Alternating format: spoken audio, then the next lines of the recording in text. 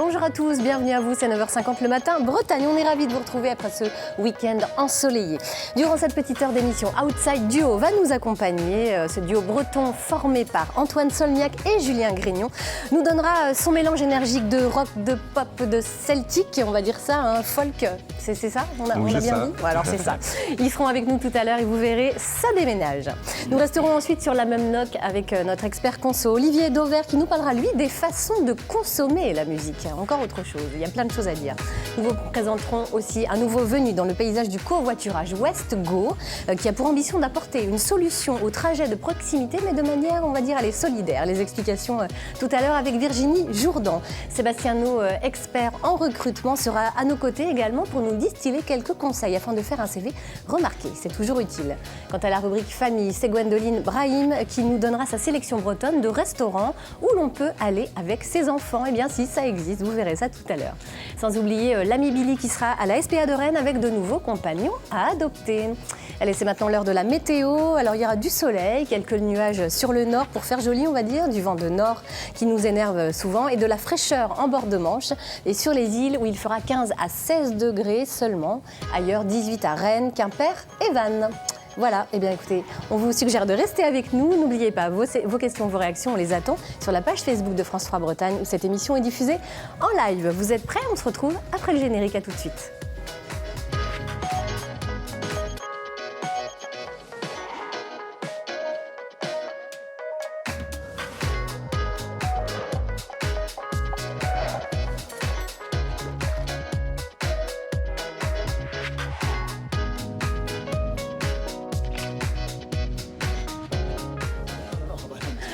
Un mélange énergique du côté de notre générique aussi, hein, quelquefois. Voilà. Bonjour à tous, bienvenue à vous. Bonjour Olivier. Bonjour. Bienvenue. Bonjour Virginie. Bonjour Laurence. Bonjour Antoine. Bonjour Julien. Bonjour. Très heureux de vous recevoir. Plus connu sous le nom de Outside Duo. Vous venez de finir une tournée de 20 dates en France en juillet et août, dont le Festival Interceltique de Lorient. Ça a été un moment marquant, le Festival Interceltique? Ouais, D'autant plus qu'on était avec des invités. C'était une soirée, notre nouveau spectacle, mais avec plein d'invités.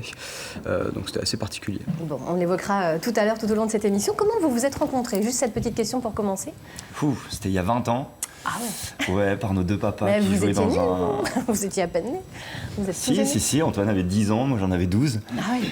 Et puis nos deux papas jouaient dans un groupe de chants de marins dans la région quimpéroise, où on est originaire de Pont-l'Abbé. Et voilà, Antoine a rejoint son père et mon père m'a dit il y a un petit gars comme toi qui joue vite de la musique, tu devrais venir voir. Et puis voilà, après on n'a plus jamais arrêté de jouer ensemble. Voilà, un duo inséparable désormais. Ouais, on est passé ensuite par 6 groupes ensemble. On a joué dans plusieurs formations et puis à un moment donné, en 2006, on n'avait plus de groupe en commun. Donc on s'est dit, non, faut qu'on continue à faire de la musique ensemble. C'est comme ça qu'on a créé Outside Duo. Voilà, et puis avec pas mal de concerts, carrément. Tout à l'heure, on évoquera ça tout à l'heure, on découvrira votre musique énergique, comme on l'a dit. Pour l'instant, je vous propose d'aller retrouver l'ami Billy, qui est à la SPA de Rennes et qui va nous proposer un compagnon à adopter. Billy, bonjour. Bonjour tout le monde, alors on se retrouve aujourd'hui avec notre amie Jennifer et Ondine. Une petite nouvelle. Donc nous sommes toujours au refuge de la SPA à Rennes, à la route de Lorient, et nous avons ce matin, une fois n'est pas coutume, un petit couple à faire adopter. Oui, bon, un petit couple. C'est le père et le fils, en fait. D'accord. C'est des chiens qu'on a récupérés duo, ensemble. Et c'est vrai que c'est un duo un petit peu coup de cœur. Ils sont un petit peu, vraiment perdus l'un sans l'autre, en fait. Ok, Donc, ils ont besoin d'être ensemble. Dans l'idéal, on aimerait vraiment les placer ensemble. Alors le papa, il s'appelle? Alors lui, c'est Lord. Et le plus grand, étonnamment, qui est le fils, c'est King. Alors bonhomme, faut regarder la caméra là. Alors, ils sont un peu là, ils timides font la quand gueule, ils connaissent pas. Ouais. Tous les deux, ils regardent vraiment derrière. Peut-être parce qu'il y a des chats aussi derrière. C'est peut-être ça qui les attire. Non, je pense qu'ils sont pas à l'aise. Là, surtout Lord, il n'est pas très à l'aise. Bon voilà, malgré qu'ils soient un petit peu timides, c'est vraiment des chiens qui aiment l'humain, qui ont juste besoin d'être mis en confiance. On aimerait leur trouver une famille plutôt en maison et plutôt à la campagne. Oui, c'est vrai que l'environnement de la ville risque de les effrayer un petit peu. Les lapins, tout ça, c'est les odeurs qu'ils connaissent, je pense. Oui, je pense, oui. C'est des chiens de chasse de base. Après, voilà, ils n'ont pas spécialement besoin de chasser, mais en tout cas de sentir des odeurs, d'aller se promener, faire de la randonnée. Avec les grandes oreilles qui font comme ça, là. Et puis surtout, ils seront beaucoup plus à l'aise à la campagne. Ok. On ne sait pas les âges? Alors, ils ont à peu près entre 8 et 10 ans. Du coup, 10 ans pour le papa, à peu près 8 ans pour King. Ok. Après, c'est une estimation, hein, donc. Ouais, en fonction de l'âge, quoi. Mais bon, c'est vrai qu'ils sont plutôt en forme, ils aiment encore les grandes promenades. Des ils ont grands juste besoin timides. C'est on va dire des petits timides. Alors les garçons, C'est vrai qu'avec nous, ils sont quand même assez à l'aise. D'habitude, Ouais. Lord, il a plus tendance à nous aboyer dessus pour avoir des câlins. Là, il est un petit peu inhibé par la caméra, je pense. C'est ça. Bon bah écoutez, je crois qu'on a bien compris que ces deux petits bonhommes, il fallait pas les séparer parce qu'ils ont besoin d'avoir des câlins, de se rassurer l'un et l'autre. Donc ils sont ici au refuge de la SPA de la route de Lorient à Rennes. Allez, à tout à l'heure. Tu sais ce qu'on va avoir tout à l'heure comme chien? Je vais réfléchir encore un petit peu. Ok, bah on sait pas. Surprise, surprise. Allez, à tout à l'heure. À tout à l'heure. Ouais, bah oui les garçons. Merci Billy. Bon, on a bien compris, c'est un duo qu'il ne faut pas séparer, comme nos amis Antoine et Julien. Outside Duo, on évoquera tout à l'heure le pourquoi de ce nom Outside Duo. Allez, pour l'instant, on reste sur le sujet musique avec vous, Olivier Dauvert, parce que la musique, c'est finalement aussi un marché, il ne faut pas l'oublier, un marché que vous nous décodez ce matin. Vive, hein. Oui, notamment sur ce qu'on appelle la musique numérique. Dites-nous tout. Et oui, parce qu'en fait, chaque année, la musique devient de plus en plus numérique, hein, suivant en ce sens nos habitudes de consommation. Déjà, un petit mot sur ce que ça représente, ce marché de la musique. On va partir très loin, il y a 15 ans, une éternité, Internet n'existait quasiment pas. On dépensait chaque année à peu près 1,4 milliard d'euros pour acheter de la musique, et c'était essentiellement des CD. C'était du dur, physique. Désormais, c'est quasiment 2 fois moins, on est environ à 650 millions d'euros seulement qui sont dépensés pour acheter de la musique, dont une bonne part est de la musique numérique, mais ça veut dire qu'au final, c'est quand même une chute vertigineuse pour le marché de la musique, et donc, in fine, quand même pour les artistes. Ouais, alors si on achète moins de musique, ça ne veut pas dire pour autant qu'on écoute moins de musique. Non, effectivement, Là, parce qu'en fait, nuance. nous consommons beaucoup de musique gratuitement. Alors pour une part, c'est tout à fait légal, hein. On a eu le développement, notamment, encore une fois, grâce à Internet, de toutes ces web radios qui ont des positionnements, chacune proposant un genre musical et nous permettant d'écouter quasiment non-stop de la musique 24/24. Il y a eu aussi, malheureusement pour les artistes, des plateformes illégales, hein. Les chiffres officiels disent quand même qu'un Français sur 3 consomme de la musique de manière illégale, et que si on regarde spécifiquement sur les jeunes, les 16-24 ans, c'est plus de 1 sur 2. Donc ça veut dire que c'est quand même un vrai phénomène. Cela dit, la bonne nouvelle pour les artistes... Rassurez-les quand même. Parce qu'on va quand même pas tout de suite leur donner une mauvaise idée de ce que sera leur futur, en tous les cas économique. La bonne nouvelle pour les artistes, c'est que se développent de nombreuses formules d'abonnement, et que petit à petit, grâce à ça, le marché de la musique commence à reprendre des couleurs. Ça veut dire qu'après la chute vertigineuse, on est vraisemblablement en bas et on remonte très très lentement.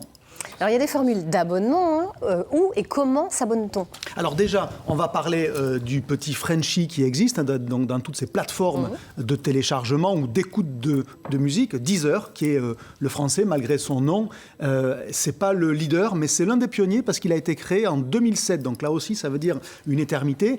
Il a, cela dit, fort à faire parce que face à lui, il a Apple Music, il a Google avec YouTube, il a Amazon, et puis il a le leader mondial, le fameux Spotify, qui est l'archi-leader de ce marché-là. Toutes ces plateformes fonctionnent à peu près de la même manière, puisqu'il y a en gros plusieurs dizaines de millions de titres qui sont présents à l'écoute. Ça veut dire que quel que soit l'artiste que vous aimiez, vous avez de très très grandes chances de le trouver sur ces plateformes-là. Il y a quelques exceptions. Alors on a beaucoup parlé par exemple l'année dernière de Francis Cabrel, qui après 10 ans à avoir refusé d'être sur ces plateformes, a finalement accepté. Et parmi les grandes pointures que vous connaissez, il ne reste quasiment que Jean-Jacques Goldman qui refuse toujours, en tous les cas pour une partie de son répertoire. Donc vous ne pouvez pas avoir toutes les chansons de Goldman sur ces plateformes-là. Il fait encore de la résistance. Allez, on peut partir donc du principe que finalement, ces plateformes, c'est un peu la plus grande discothèque du monde, quoi. Oui, parce qu'avec plusieurs dizaines de millions de titres, c'est objectivement ce qu'il se fait de mieux. Alors vous pouvez avoir accès à cette musique de 2 manières. Soit gratuitement, soit en vous abonnant de manière payante. Alors évidemment, il y a un truc, hein, parce que la gratuité, ça n'existe jamais complètement. Donc si vous vous abonnez, vous aurez de la publicité entre les morceaux si vous ne voulez pas payer tout en écoutant de la musique. Parce qu'en fait, il faut bien que ces plateformes rémunèrent les artistes. Donc en fait, elles vendent de la publicité que vous écoutez, et grâce à ça, elles payent les artistes en fonction de ce que vous avez écouté. C'est la première solution. Si vous n'aimez pas la pub, alors vous pouvez vous abonner en payant. C'est aussi limité, ça vous coûtera une dizaine d'euros par mois. Vous avez un autre petit avantage, outre le fait de ne pas avoir de pub, c'est la qualité d'écoute, alors qui est en théorie un peu supérieure parce que le débit est meilleur. Alors, il faut vraiment avoir l'ouïe extrêmement fine pour s'en rendre compte. C'est un peu le même principe que la télé avec la HD, ça veut dire que vous avez une meilleure définition. Donc ça vous coûte une dizaine d'euros par mois. C'est pas beaucoup, et en même temps c'est pas donné quand même parce que ça reviendra l'air de rien tous les mois.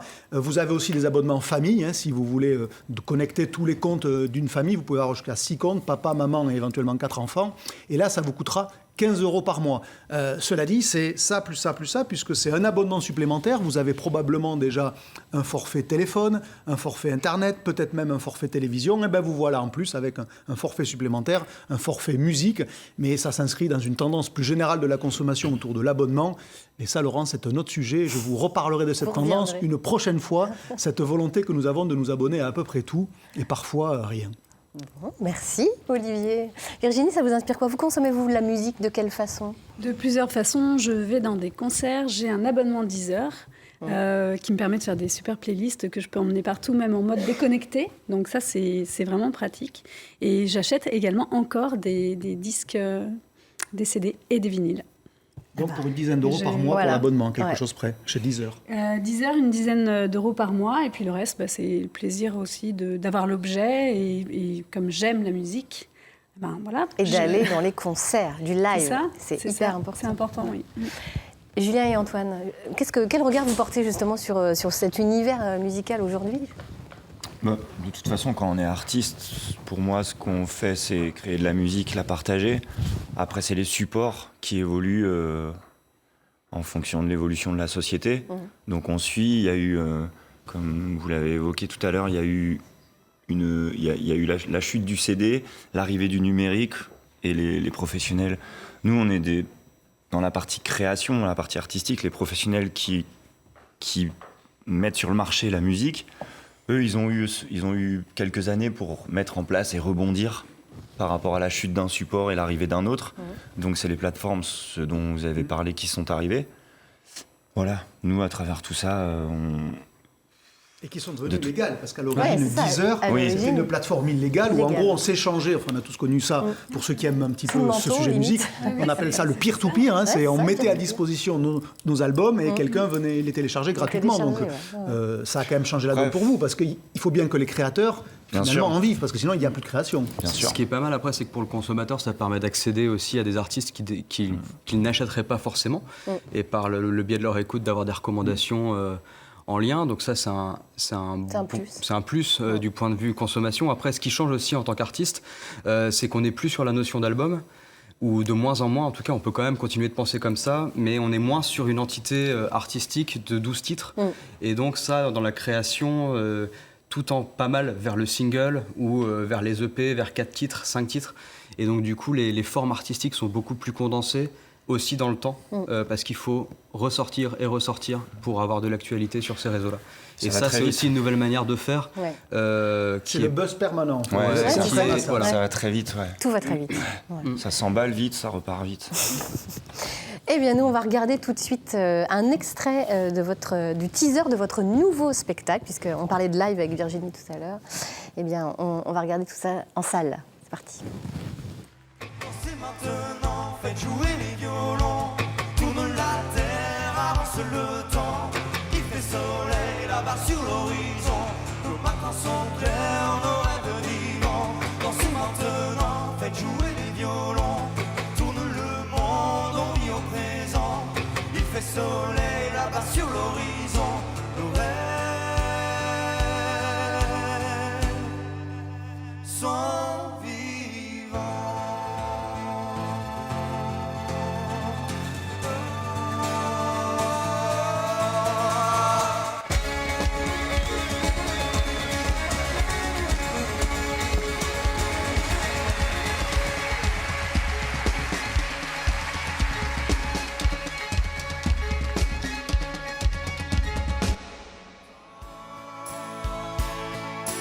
Deux choix se dessinent,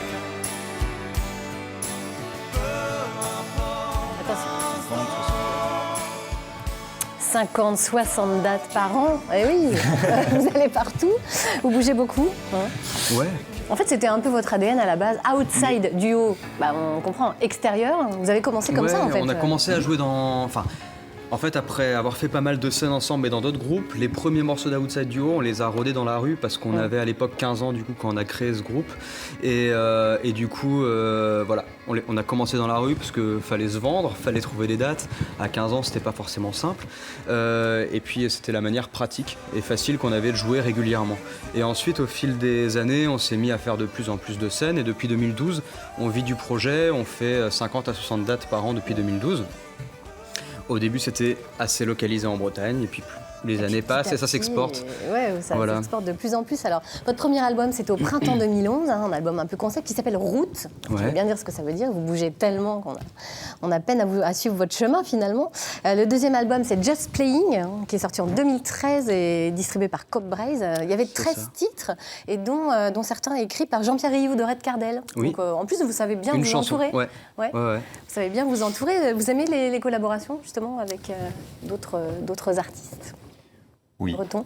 Ouais, on avait fait une tournée d'ailleurs où sur cette date on avait invité chaque soir un artiste différent. Il y avait eu Dan Arbraz, il y avait eu Jean-Pierre Rioux, Zebra, Lorraine et Louis, il y avait eu Trio DF aussi. Ouais, c'était vraiment intéressant parce qu'en fait on a pu découvrir chaque artiste quand on a travaillé à la maison.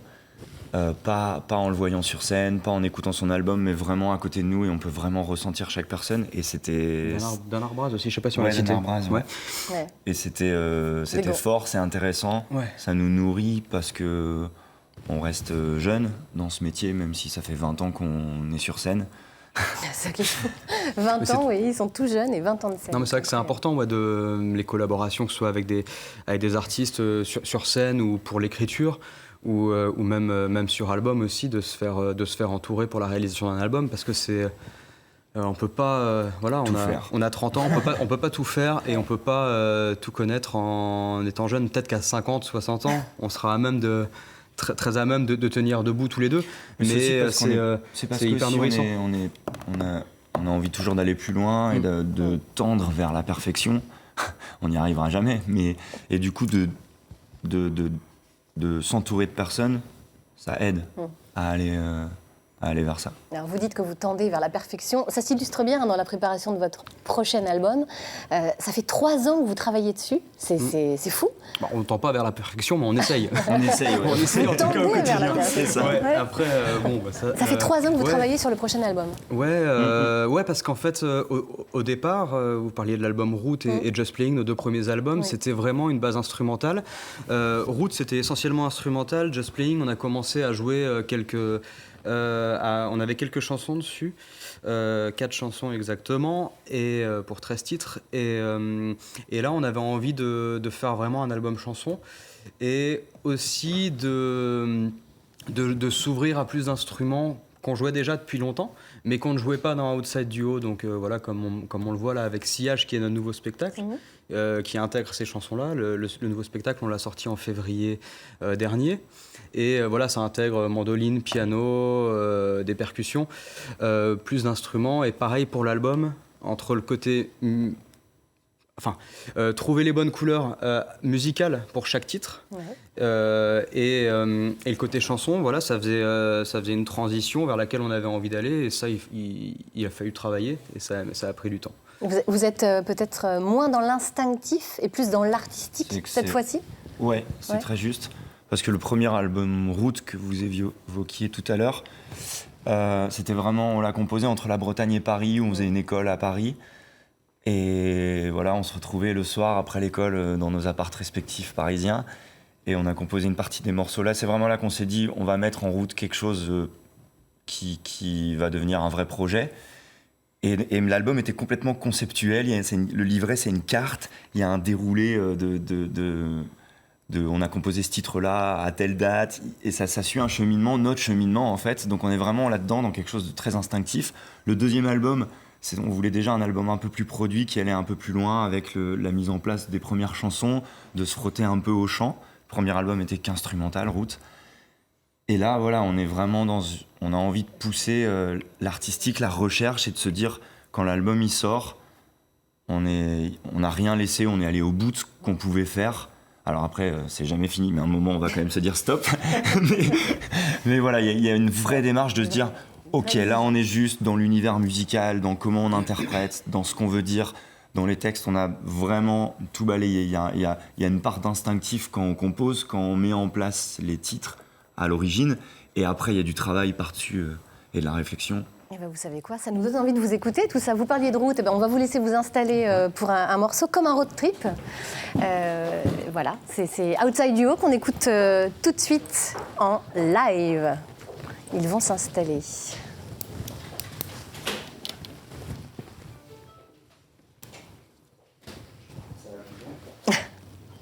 Voilà.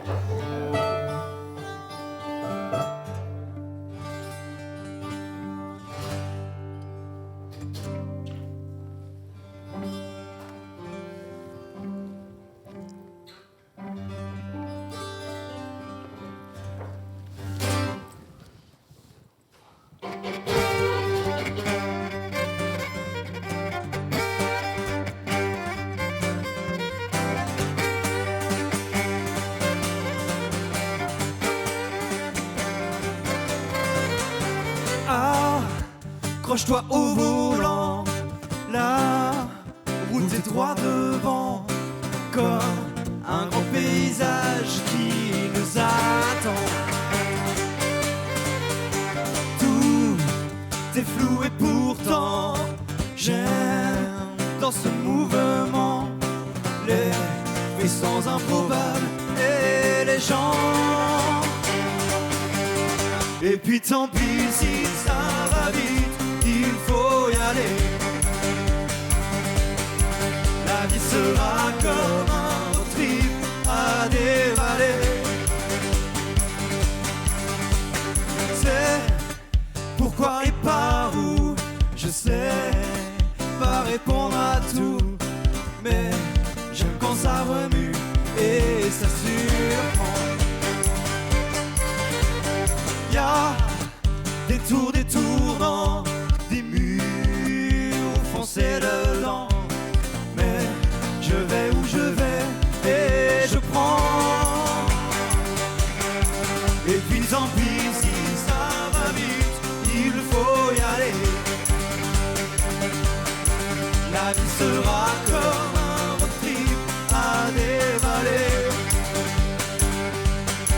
Je ferai gaffe à la conduite sans oublier d'être bien accompagné.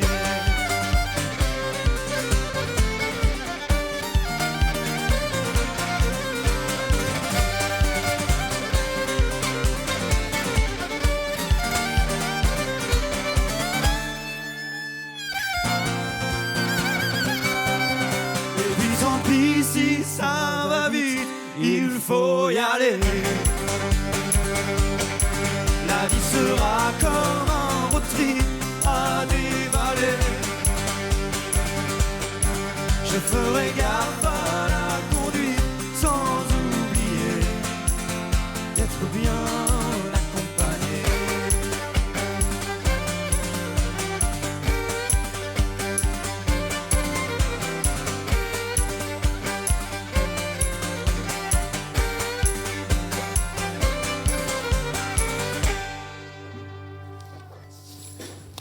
Waouh. Ça déménage, bravo. Belle énergie, belle énergie. Alors justement, on parlait de route. Eh bien, on ne sait pas s'ils prenaient leur voiture ou s'ils allaient en covoiturage sur les routes, nos amis d'Outside Duo. Mais c'est le sujet qu'on va évoquer avec vous ce matin. Virginie, vous nous présentez une nouvelle plateforme de covoiturage dans l'Ouest.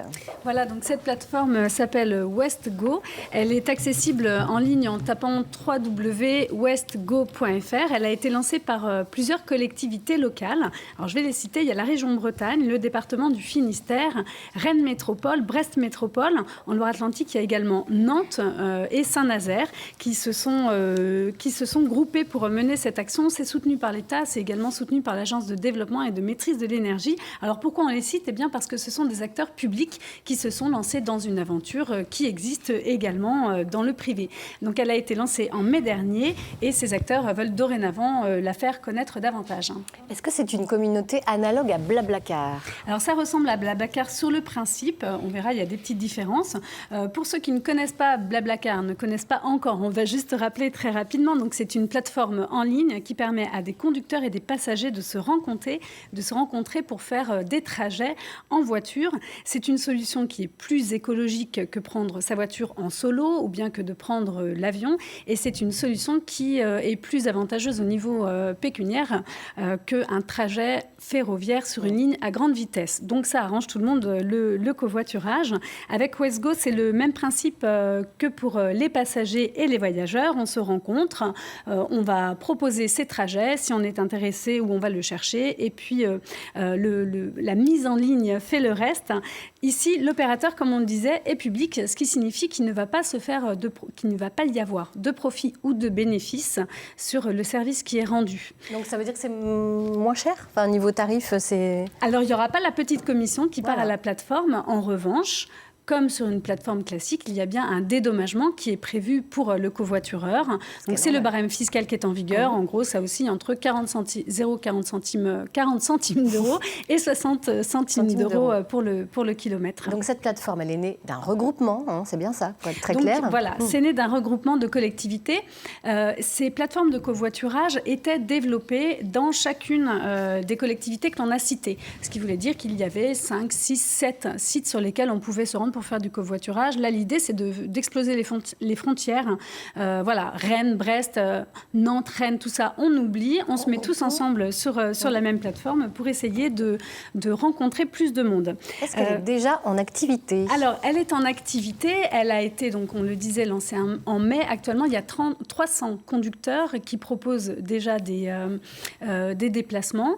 C'est en train de se monter. On peut faire des projets réguliers. Donc, l'idée, c'est vraiment d'avoir, pour aller au travail le matin, on a la possibilité d'aller regarder s'il y a une communauté proche de chez nous qui propose des voyages. Et il y a aussi la possibilité de faire des déplacements plus ponctuels.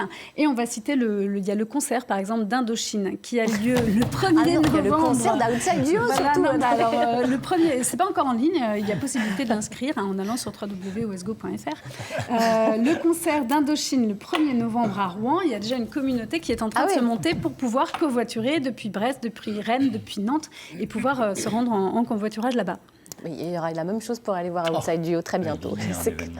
Là, il y aura des trains spéciaux même, c'est pas pareil, c'est quand même une autre échelle.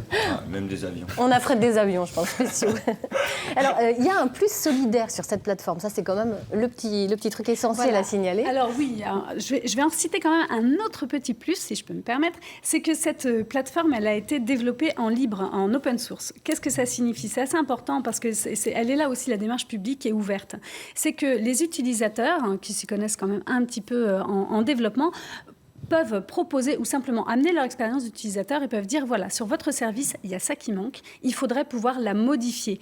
Puisque c'est en open source, des gens qui s'y connaissent peuvent également développer des nouveaux services sur la plateforme. Et comme c'est une solution open source et publique, ça signifie qu'on ne va pas devoir payer à nouveau pour modifier cette plateforme. On est sur une solution ouverte. Donc ça, c'était le petit plus qui, je pense, c'est intéressant, c'est l'esprit du web, donc c'était intéressant de le souligner. Par rapport à l'aspect solidaire, si on n'a pas si on a trouvé un emploi mais que l'on n'a pas de voiture pour se déplacer, effectivement, sur ce site, il y a la possibilité de chercher des covoiturages pour se rendre tous les jours au travail. En Ille-et-Vilaine, Morbihan, et que je ne me trompe pas, dans le Finistère, c'est l'association EHOP qui se charge de mettre en contact les conducteurs et les travailleurs qui n'ont pas de voiture. Et si on n'a pas envie de faire du covoiturage tous les jours, mais qu'on souhaite vraiment entrer dans cette démarche solidaire, on peut aller sur le site. Il y a une case qui s'appelle covoitureur solidaire exclusif et on mettra à disposition sa voiture pour pouvoir faire du déplacement avec une personne qui n'a pas de voiture mais souhaite se rendre à son travail. Eh bien, impeccable. Avec ça, on sait tout. Merci beaucoup, Virginie. Est-ce que vous êtes des adeptes du covoiturage à Outside Duo ? Ouais, de temps en temps, pas quand on est en mode déplacement pour la musique. Et tout le matos. Ouais, c'est ça, mais... S'il y a un 38 tonnes qui passe par là, c'est peut-être possible. Mais si, c'est super parce que ça permet de rencontrer des gens. On ne sait pas sur qui on va tomber. Ça, et la différence avec le train ou l'avion, c'est que le contact ne se fait pas pareil quand on s'engage dans le covoiturage. Pour moi, on s'ouvre à aller vers l'autre. Alors le que nom dans Blablacar, parce qu'on Le nom blabla. Blablacar. Ouais, et du Exactement, coup, c'est c'est hyper intéressant. Moi, une fois, je me suis retrouvé dans un covoiturage entre Vannes et Paris avec quelqu'un qui m'expliquait toute l'histoire des araignées, et qui était chercheur dans les araignées. Et c'est génial. Bon, j'ai pas tout retenu, Ouais, c'est vrai que mais c'est je pense assez que avantageux. je pense pas que j'aurais rencontré cette personne. Autrement. Il y a de la Ouais, chance. voilà. Ouais. Merci à tous les deux, Olivier et Virginie. Vous allez nous quitter, on va recevoir tout à l'heure Sébastien et Gwendoline. Et pour l'instant, on va retrouver Billy à la SPA de Rennes avec un nouveau compagnon à adopter. Billy.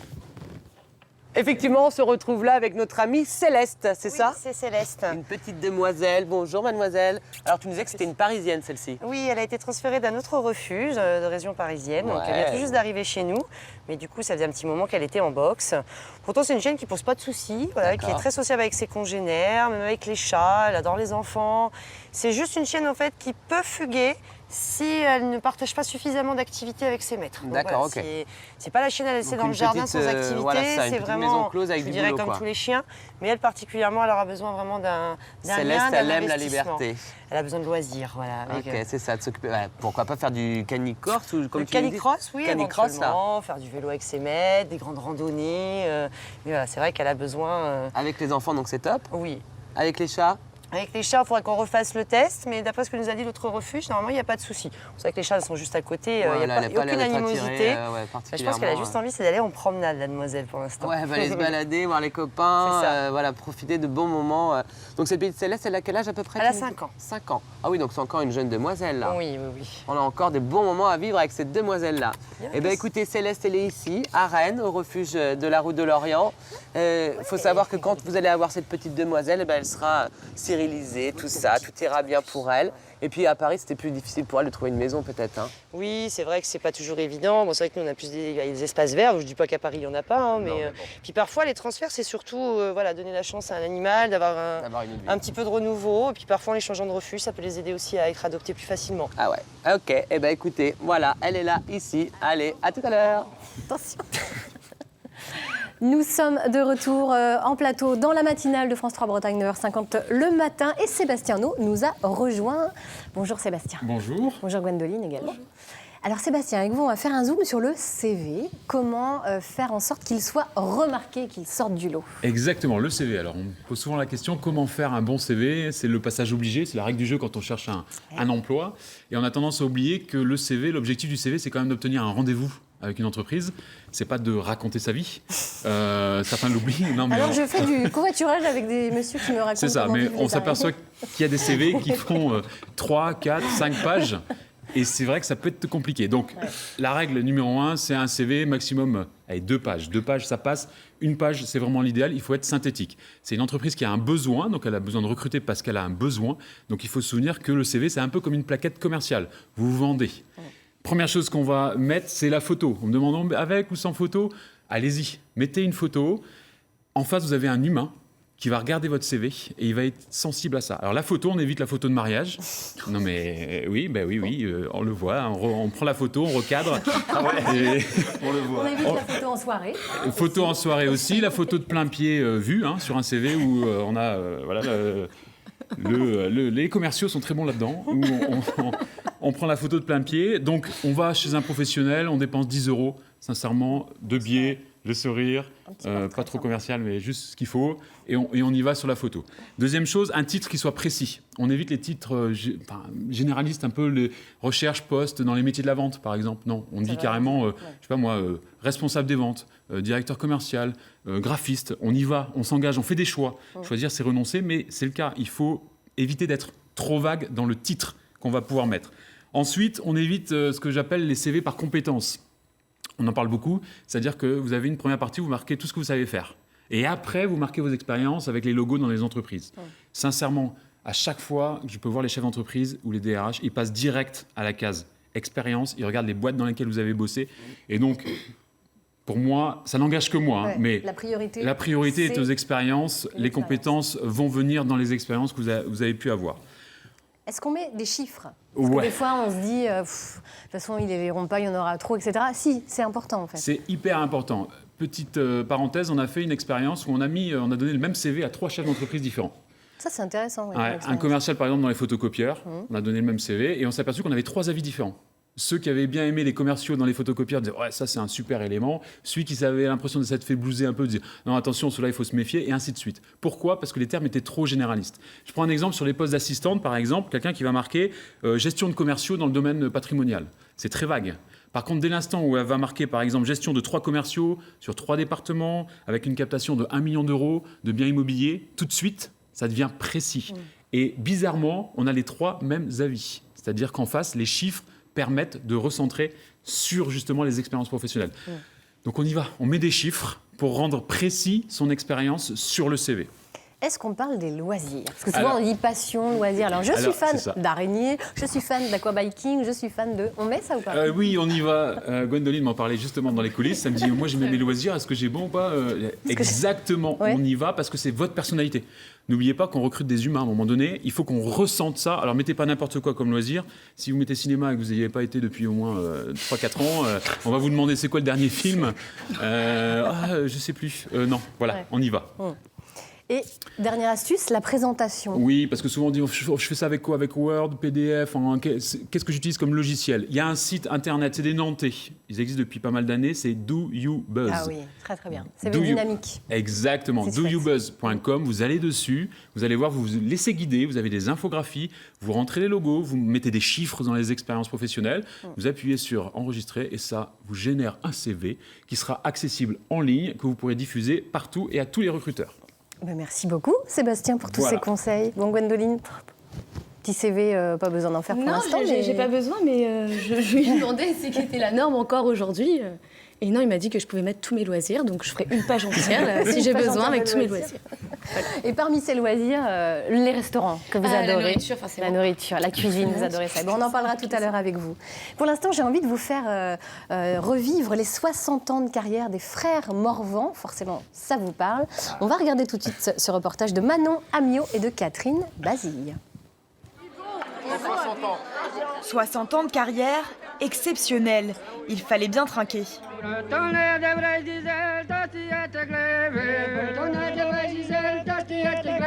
Depuis 1958, les frères Morvan font danser la Bretagne. Ils étaient 4, mais ont fait principalement leur carrière à 3. Et depuis 2012 et la disparition de François, Henri et Yvon perpétuent la tradition du Conan-Discan, chant et contre-chant en français.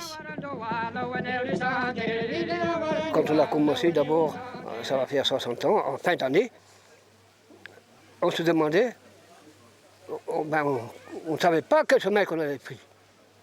Et on se disait entre nous, tu crois que ça va durer ça? Ça fait 60 ans que ça dure toujours. Ils avaient appris les chants traditionnels bretons sur les genoux de leur mère, comme ils disent. On les voit ici en 1975, en pleine transmission, attablés à la ferme familiale située à Saint-Nicodème.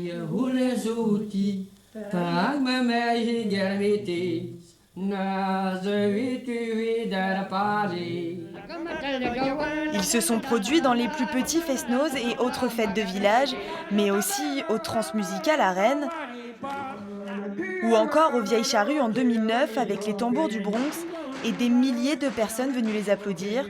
Tout ça sans jamais quitter la Bretagne. On a fait du plaisir en 60 ans à beaucoup de gens. Et on a pris notre part de plaisir aussi. Parce que quand les gens dansaient, ça nous faisait quand même un coup d'élan encore pour pouvoir continuer. Et de l'élan à 84 et 87 ans, ils en ont encore. Je voudrais encore faire autant, mais je suis sûr que je ne ferai pas.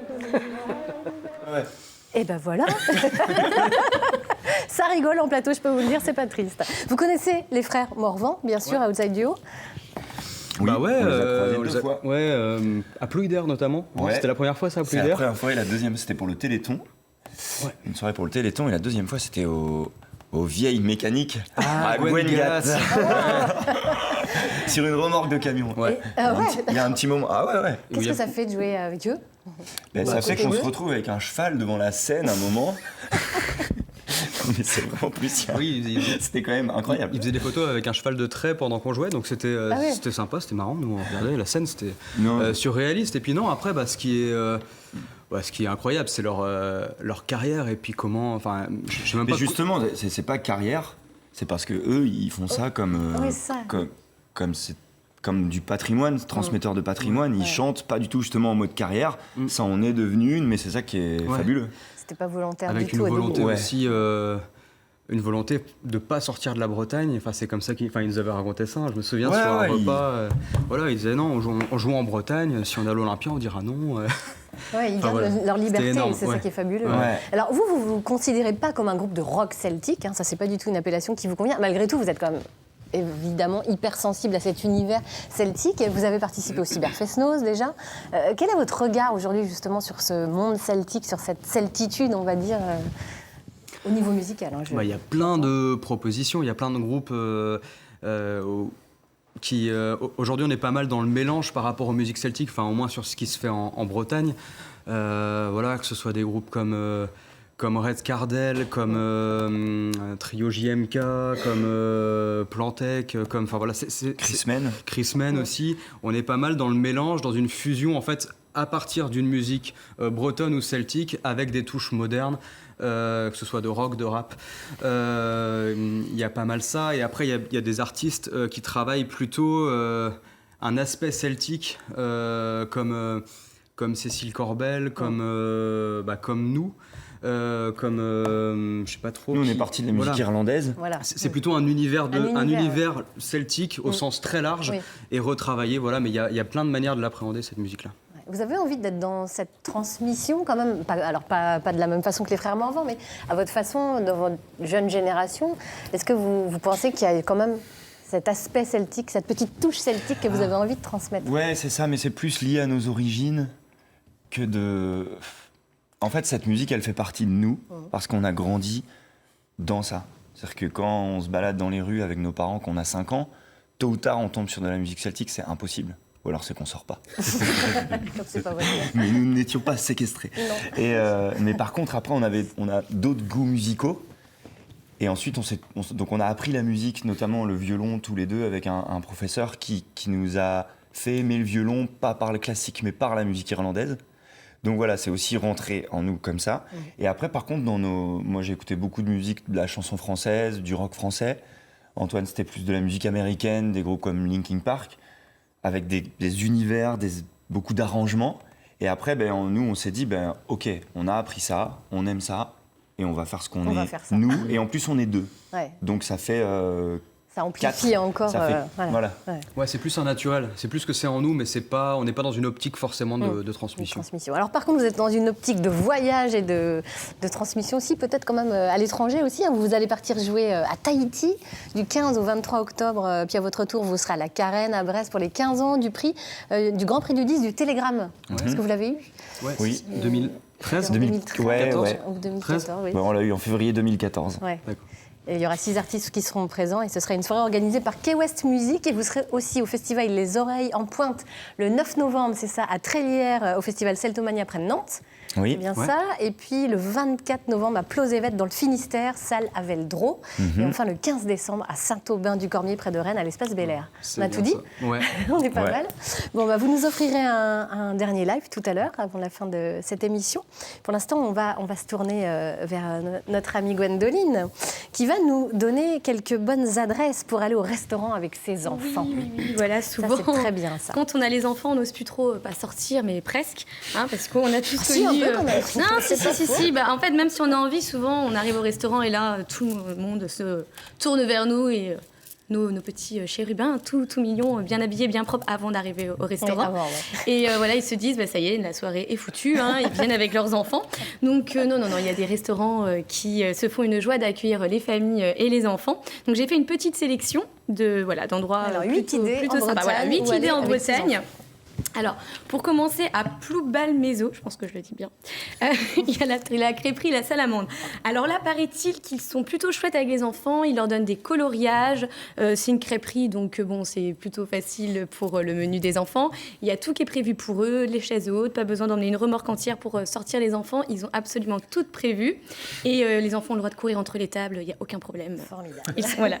Alors, ça leur pose à Rennes. pas de soucis. Donc, à Rennes, alors un que je trouve très sympa, donc, c'est les Fils à Maman. C'est une une chaîne, je pense, parce qu'il y en a dans plusieurs grandes villes de France. Alors là, c'est plutôt top, parce qu'une fois par mois, ils font une soirée, ça s'appelle le dîner des parents. Donc là, vous venez avec vos enfants et vous les laissez dans un coin du restaurant. Il y a une babysitter dans un et coin. oui, voilà, ils font des Waouh. activités avec les enfants, des animations, et vous pouvez manger donc seul, en tête à tête ou avec des amis, pendant que les enfants, eux, se font leur soirée de leur côté. Je trouve C'est pas ça mal, plutôt ça. sympa Très comme bonne idée. idée. Le resto s'occupe de tout.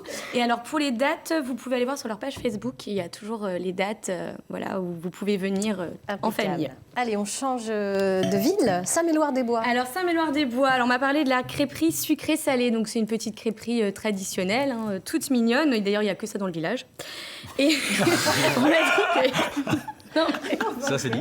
Non, mais c'est très isolé. Non, mais c'est très isolé.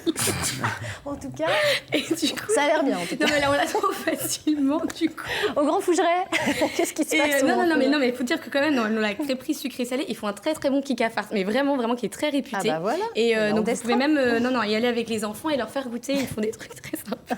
Au Grand Fougeret maintenant, dites-moi. Alors le Pali, alors c'est un hôtel qui fait spa aussi, il me semble, mais alors ils ont une salle de jeu pour les enfants qui est pas très loin, donc vous pouvez venir avec vos enfants et les mettre à la salle de jeu. Donc par exemple pendant l'apéritif ou entre les plats, souvent c'est un peu trop long pour eux.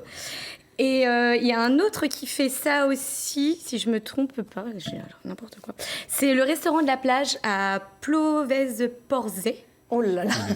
Plonévé-Porzay, où là aussi les enfants peuvent aller jouer à côté sur la plage ou dans le parc. Donc ça permet d'entre les plats de faire un petit intermède, parce que C'est souvent joli, c'est un petit... Oui, c'est très joli. C'est un petit peu trop long pour eux d'attendre entre les plats, ou alors ils ingurgitent leur dessert et nous on est obligé de manger aussi vite pour pouvoir les accompagner au parc, et c'est pas toujours très très simple. Et à Rennes, le Café Albertine. Alors là, apparemment, aussi. l'équipe connaît très bien le Café Albertine. Donc on peut faire un petit brunch plutôt sympa. Il y a une ambiance chaleureuse et puis c'est très girly. Donc on peut aller entre copines avec les enfants pour le goûter. Puis alors ils font des confitures maison et des grosses parts de gâteau. J'ai été voir. Ça sent le vécu. Voilà, c'est ça. Allez, on termine avec deux petites idées. Épignac. Alors, à Épinal, c'est le Club House. Alors, ça fait très jeune. Ouais, ça fait très... Ouais. Alors, c'est ce que je me suis dit au début, mais alors non, pas du tout. C'est une très grande auberge et il y a un grand espace vert, une belle terrasse. Et là, c'est pareil, les enfants peuvent courir. Enfin, vous pouvez profiter, vous pouvez prendre juste un thé, vous pouvez venir manger le midi, le soir, passer la journée. C'est très, très sympa. Et on termine avec Et mon Plélo. préféré, voilà, c'est pas très loin de chez moi, c'est juste magnifique, c'est le Charaban. Donc là, c'est une crêperie, souvent. Enfin, après, ils font aussi des grandes tablées. Mais alors, vous pouvez aller toute la journée. Et il y a des poneys pour les enfants, un grand jardin, un parc, des filets suspendus, des pédalos.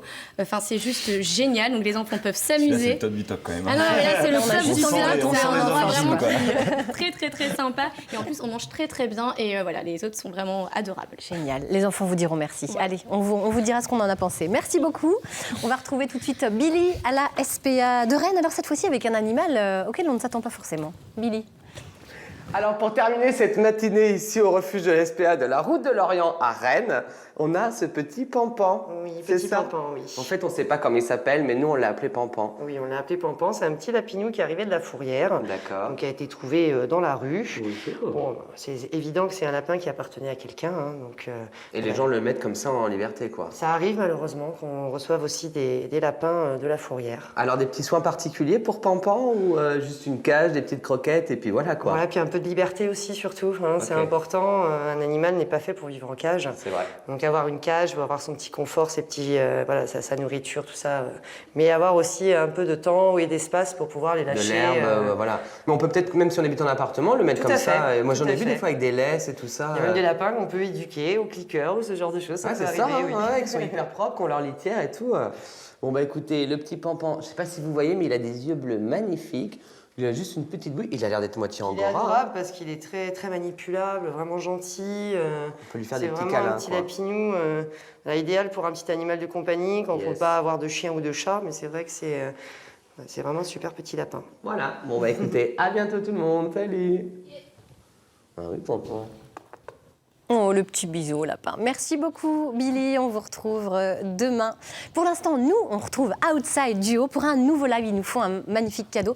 Vent de l'Ouest, Outside Duo.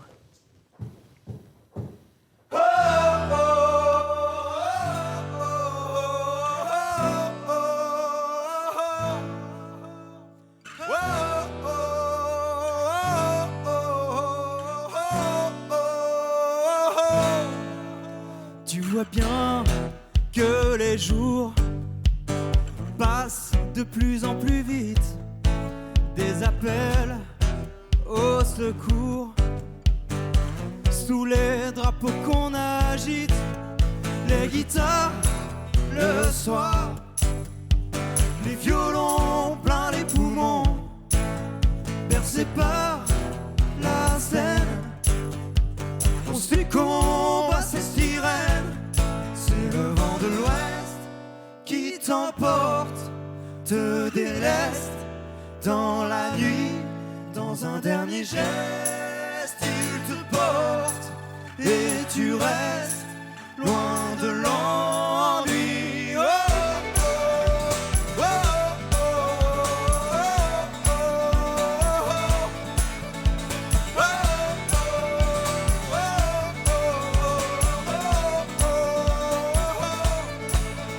Réveil à pas d'heure, le ciel est de toutes ses couleurs.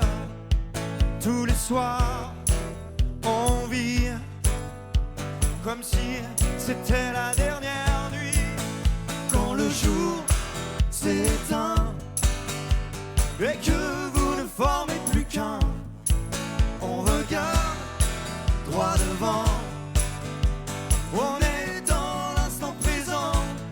C'est le vent de l'ouest qui t'emporte, te déleste dans la nuit.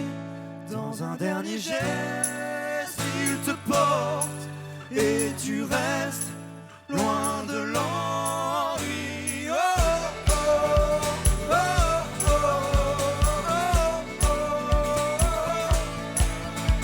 oh,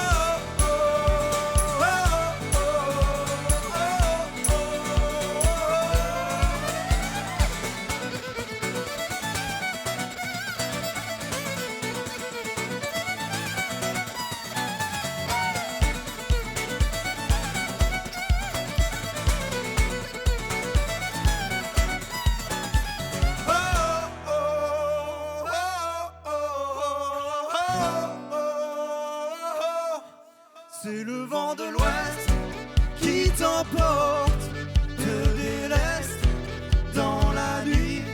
Dans un dernier geste, il te porte et tu restes, pas d'ennui.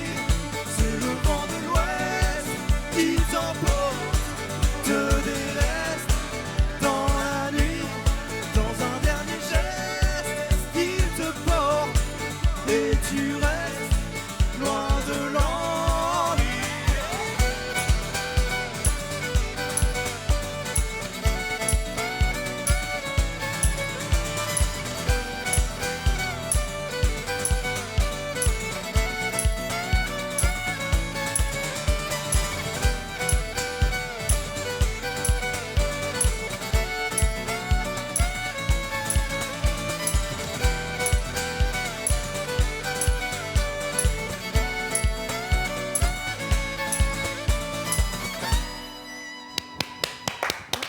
Magnifique, merci beaucoup. Quelle énergie, les Bretons d'Outside Duo. Il faut vous voir sur scène, on voit, ça déménage, voilà. Merci à tous d'avoir été à nos côtés durant cette petite heure d'émission, ça nous a donné la pêche. Demain, on retrouvera Maïlis de Kerangal, l'auteur du roman Réparer les vivants, qui a été adapté au cinéma. Elle sera en conférence demain à Rennes à 18h à l'espace Ouest France en partenariat avec la librairie Le Fayet. On la retrouve demain matin. Belle énergie, Kenavo, ciao.